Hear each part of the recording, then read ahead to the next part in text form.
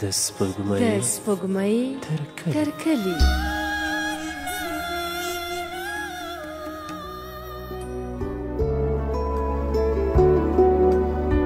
د سپوږمۍ تر کلي د خپرونې درنو اورېدونکو سلام. په دې هیله چې جوړ او روغ به یاست. بیا هم د سپوږمۍ تر کلي خپرونه ده. ځلا سهار یم در سره. دوستانو، د قاتل نجلۍ په ناول په 13 برخه کې تاسو واوریدل چې د حشمت خان کره بعد له څو وخته یو اولاد وسو، نو دی لغه خپل اولاد سره څه ډول چلند کوي تاسو په 13 برخه کې واوریدل. اوس به هم ورسو د قاتل نجلۍ دویمې برخې ته، په دې هیله چې ناول تر پایه پورې تعقیب کړئ.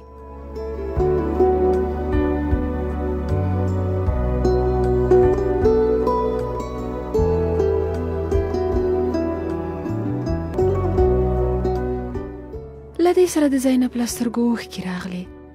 د لاندې ولاړو کسانو قلمونه په تیږې خوځېدل.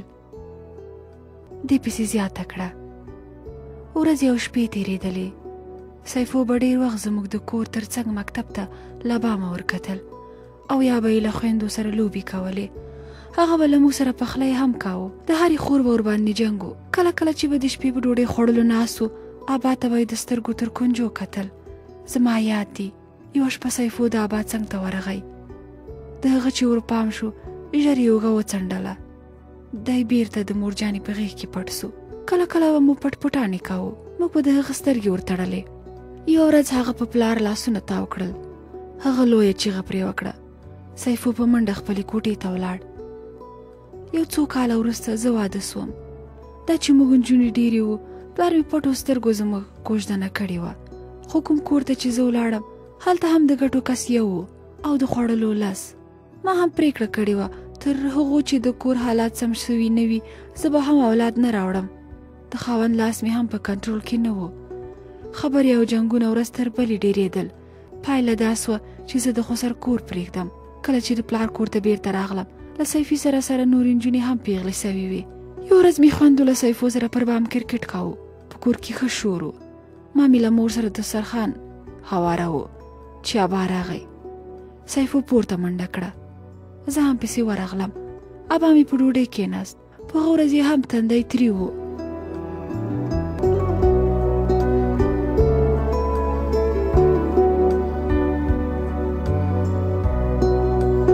حکیم پر دسترخوان ایښې ډوډۍ ته کتل. عایشې په 2 کاسو کې لږ وریجې او دال واچول. څنګ ته په عمر پخې ښځې یوه ډوډۍ څو ځایه کړه. حکیم ورو وویل، زه د یو څو ورځو لپاره په مال راوړلو پسې ځم. ښځې یې ژر ور بیا کړه. خرڅ راته پرېږده، بیا ولاړ سه. د دې نوبت راغلی دی چې سبا میلاد نبي دی او د صدقې لپاره هیڅ هم په کور کې نسته. شناوي ږیره یې وښورېده. صدقه به حتما ورکړو. زه به یو څه وکړم. یوې لورې په بوڅو شونډو وویل، مورې بیا دومره لږې وریجې؟ هره ورځ وږې پاتې کېږم. له ځایه پورته کېدو ته یې ځان جوړ کړ. عایشې یې لمن ونیوله. خپله ټوټه ډوډۍ یې د هغې مخ ته کېښودله. په عمر پخې ښځې په ناهیلې زیاته کړه، د ډوډۍ خلک دومره ډېر دي او ستا ګټه ورځ تر بلې کمیږي. حکیم سر وخوځاوه. ښځې پسې وغځوله. څه به کېږي آخر؟ ناستو نجونو یو بل ته برګې برګې اړولې. حکیم پر بریتو لاس تېر کړ. له نسه بیا څوک مړ سوي؟ په هغه باور وساته. موږ خو 12 ورونه او خویندې وو او پلار مو هم تنها د ګټې سړی و. ویې پاللو که نه؟ عایشې تندی تریو کړ. سر یې وخوځاوه. حکیم پسې زیاته کړه، له وږې هم څوک مړ سوي دي؟ ته ووایه. بیا یې په دسترخوان کې اخوا دېخوا وکتل. په تروه ټنډه یې ورته کړه. ډوډۍ خو له دې خاطره کمیږي چې ته یې ښه پخوې. بیا لږ موسک سو. د ټولو خولې هکې پاتې سوې. په تمسخر یې وویل، تا ته خو خدای 2 هنره درکړي دي. یوه ډوډۍ ښه پخوې او بل لورانې ښې زېږوې. د پخې ښځې تر څنګ ناستې نجلۍ کړې ګوله بیرته کېښودله. یو بل ته یې وکتل. حکیم په غاب کې ګوله جوړوله.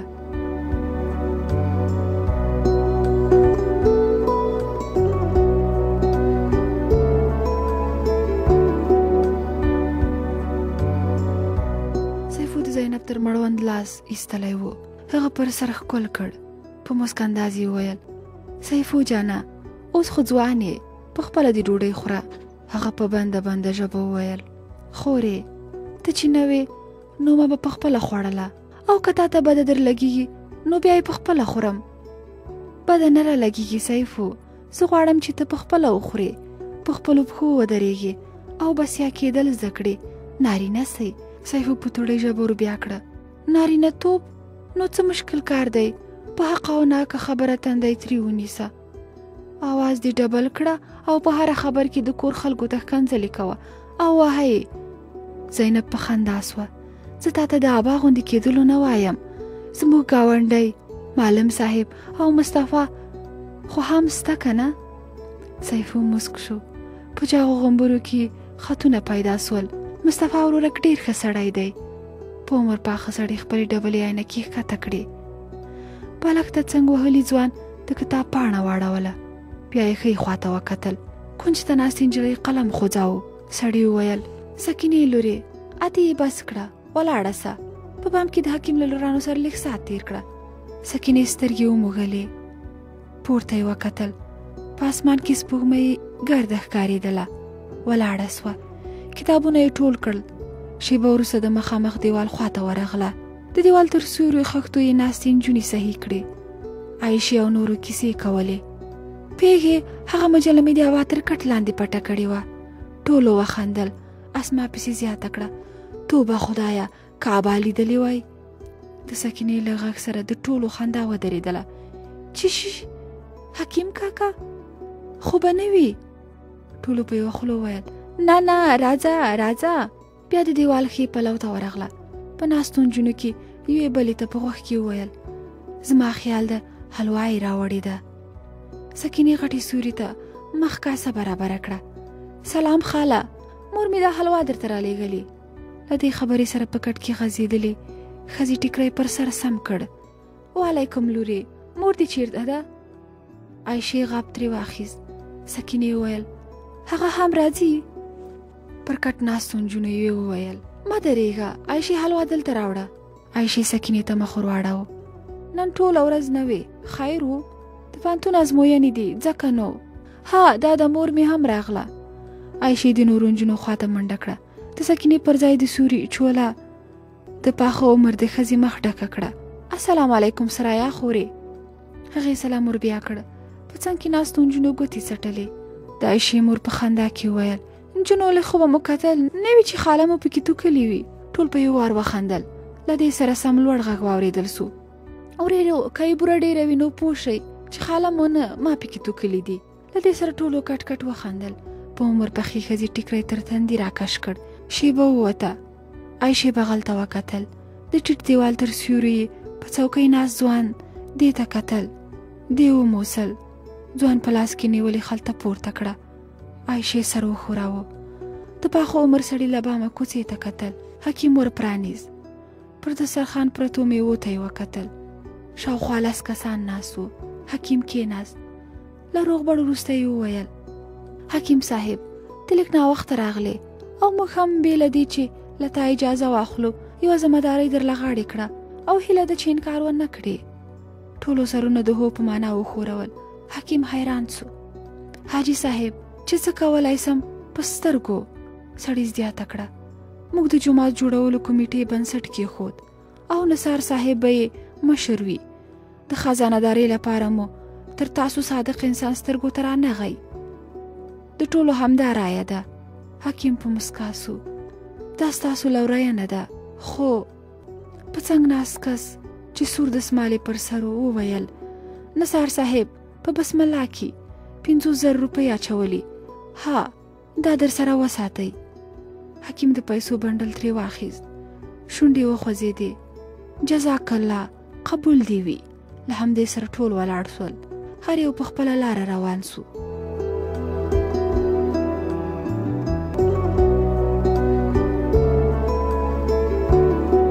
پر تخته ولاړه نجلۍ لږ مسکه شوه. له ابا پرته موږ ټولو د معلم صاحب له کور سره مینه درلودله. د هغه میرمن زما د مور یوازینۍ ملګرې وه. د معلم صاحب کورنۍ زموږ لپاره یو ښه مثال او نمونه و. د هغه له یو معمولي تنخوا سربیره پر دواړو اولادونو طب لوست. په داسې حال کې چې موږ خویندې له 5 وروسته پر کور ناستې وو. ځینې وختونه به په کور کې د کار خلک دومره ډېرو چې کله کله به کار کم سو او موږ ته به نوبت نه را رسېده. د کور دیوالونه مو له مکتب سره نښتي وو، خو له موږ سره یې د کیلومترونو واټن درلود. شور به یې نارامولو. کله چې بابا نه و زموږ کور کې به لکه اختر داسې حال و.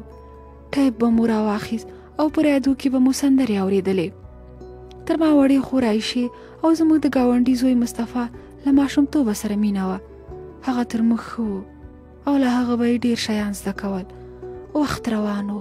دا به ګټه ورځ تر بلې کمېده، خو د ماشومانو پیدایښت نه کابو کېده. له سلما او حفصه وروسته مې یو بل ورور او خور هم دنیا ته راغلل، خو بیرته یې له نړۍ سره خدای پاماني وکړه. یو ځل چې ابا د دوکان په سودا پسې بل ښار ته تللی و، ما ته موقع پیدا سوه. په هغه وار مې هم مور په اولاد ناروغه وه. ما هم ډاکټر ته بوتلله. بیا څو میاشتې تېرې سوې.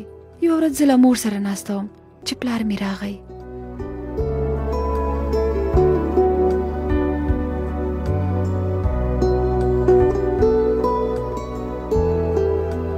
په کوټه کې ناستې پخې ښځې او زینب خپل ټیکري سم کړل. حکیم وویل زینب ته د باندې وځه. هغه ووتله. حکیم د دروازې پلې پسې پورې کړه. ورغی. پر کټ د ناستې ښځې څنګ ته کېناست. لاس دې پاک دی؟ ښځې د هو ټکی تر خولې وکېښ. په دې کېږده او قسم وخوره چې تا خو به له ځان سره څه نه وي کړي. ښځې د حکیم په لاس کې نیولی کتاب ته چې په شنه ټوټه کې پیچل شوی و وکتل. څه مطلب؟ حکیم ویل دا دومره وخت وسو، ولې څه نه کېږي؟ ها عمر خو دې لا هم تر اوسه سم دی. ښځې غوږ وکراوه. څه یې ونه ویل. حکیم چیغه کړه دا خوله به دې چوله هم کړې، قدر کړم یو د غوږ تر بیخ. ښځې ژر لاس مخ ته ونیو. د زنځیر کړه پاس وه. حکیم ورته وکتل. زینب ورغږ کړه ستا د پوښتنې ځواب له ما سره دی یابا. حکیم ور ولاړ سو. زلفه یې خلاصه کړه. ور یې راکش که بند و. ناره یې کړه دروازه دې ولې زنځیر کړه؟ ځکه چې زه نن تا ته داسې خبره غواړم وکړم چې نه خو به چا تر اوسه کوم پلار ته کړې وي او نه به یې وکړي. هسې خو باید دا خبرې مې مور درته کړې وای، خو ستا له ویرې د هغې له خولې سپون لا هم نه راوځي. حکیم له کاوړه ولړزېده. ښه ستا خو ډېر ښه اواز راخیږي، ته وغاپه. ما د مور عملیات وکړ، هغه هم ستاسو له خاطره. حکیم ور وټساوه. خدای دې تا لعنت کړي، دا تا څه وکړل؟ ته پوهېږې چې تا څومره لویه ګناه کړې ده؟ ها حکیم لاسونه پورته ونیول. له ډېرې غوسې لا هماغسې لړزېده. د خدای په کارونو کې دې ګوتې وهلې دي. د ژوند ورکولو والا خو هغه دی. زینب ژر ور بیا کړ. بېشکه چې هغه دی، لیکن د دې مطلب دا نه دی کوم چې تا ځینې اخیستی دی. د دې مطلب دا دی چې هغه موږ ته د زندګي پیدا کولو صلاحیت یې راکړی دی. حکیم په رډو سترګو ور وکتل. زینب پسې زیاته کړه حکیم شفاعت الله به څومره اولادونه پیدا کوي او معلم اختر حسین څومره. دا خدای پاک نه کینی چې پرښتو ته یې ور ولیکي. د حکیم غږ له ډېرې خواشینۍ غپ سو. استغفار ووایه استغفار پلیتې. زینب په ځای کې را وڅرخېده. اوف خدایه ته په دې دومره غټه خبره ولې ځان نشي پوهولی چې هر څومره ډېرې خولۍ وي هغومره ډوډۍ غواړي. حکیم خبره ور پرې کړه. او ته په دې نه ولې نه پوهېږې چې د رزق ورکولو ذمهداري هغه په خپله اخیستې ده؟ نو بیا به ضرور له ملایکو سره زموږ ادرس غلط سوی وي، ځکه دلته خو نه رارسېږي دا رزق. په دې دنیا کې چې دا دومره خلک له لوږې مري، آیا دا له دې خاطره دي چې الله پاک خپله ذمهوارۍ سمه نه پوره کوي؟ حکیم په زوټه وویل. نعوذ بالله ووایه پلیتې، نعوذ بالله. زینبې خبره ور پرې کړه. نعوذ بالله ته ووایه پلاره، ځکه زه خو د الله جل جلاله عزت لوړوم، د هغه د نقطې نظر سره سم ټکی درښیم. حکیم ورته وکړه سبحان الله، اوس به ته ماته د الله نقطه نظر را په ګوته کوې؟ زینب سترګې پټې کړې. حکیم پسې زیاته کړه تا د خدای رسول دا خبره ولې هیره کړي چې د قیامت په ورځ باید د هغو امت تر نورو هغو ډېر ښکاره سي؟ له همدې سره زینب د ور زنځیر خلاص کړ. د حکیم مخ ته یې لاسونه جوړ کړل. رحم وکړه پلاره، رحم. دومره لوی پیغمبر څنګه داسې خبره کولای سي؟ هغه به دا ضرور ویلی وي چې د هغو امت دې ډېر وي، لیکن په رتبې، علم، عزت او پرمختګ کې دې ډېر وي. هغه څنګه دا ویلی سي چې که خره هم وي بس وي دي، که لوږې مري هم، خو بیا دې هم تر هر چا ډېر وي. کړس سو. زینب مخ ته لاس ونیو. په ژړغوني غږ یې وویل نارینه یې که نه؟ چیرته چې بې ځوابه پاتې شوی هلته لاس چلوئ. حکیم ولاړ و. ژر ژر یې ساه ایستله. زینب په تروشه ور وکتل. ابا ته خو مور ته یو ځل وګوره څه دې ترې جوړ کړي دي. کاش چې زه هغه وای او په هر نارینه مې یو ماشوم پیدا کړی وای هلته به تاسې ته دا درد در معلوم سوی وای. له دې ځل تړس سره په کټ ناسته مېرمن جګه ودرېدله. حکیم زینب تر کوڅو یې ونیوله. مخامخ یې پر لویې هندارې ورپورې وهله. حکیم چیغه کړه پوهه کړه ده که بیا یې دا خبرې کړې وي مرګ به یې زما له لاسه وي. شیبه وروسته حکیم پر کټ پرېوت. مور او لور په سلګیو کې له خونې ووتلې.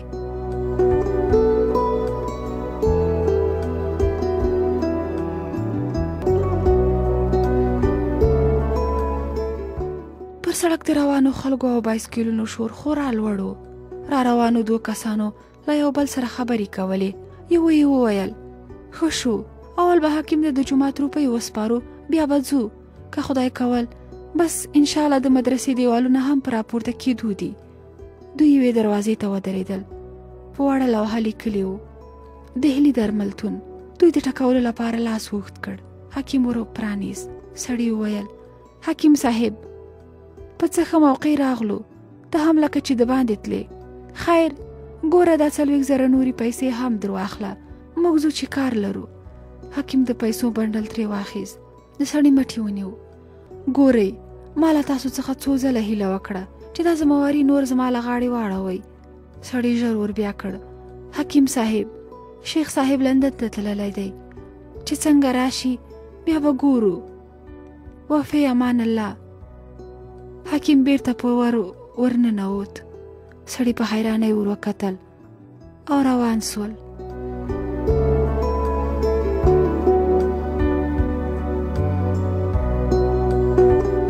د سپوږمۍ تر کلي د خپرونې درنو اورېدونکو په دې هیله چې د ناول له 2مې برخې مو هم خوند اخیستی وي. تر 3مې برخې مو په پاک الله سپارم. ښه وخت. د خدای په امان.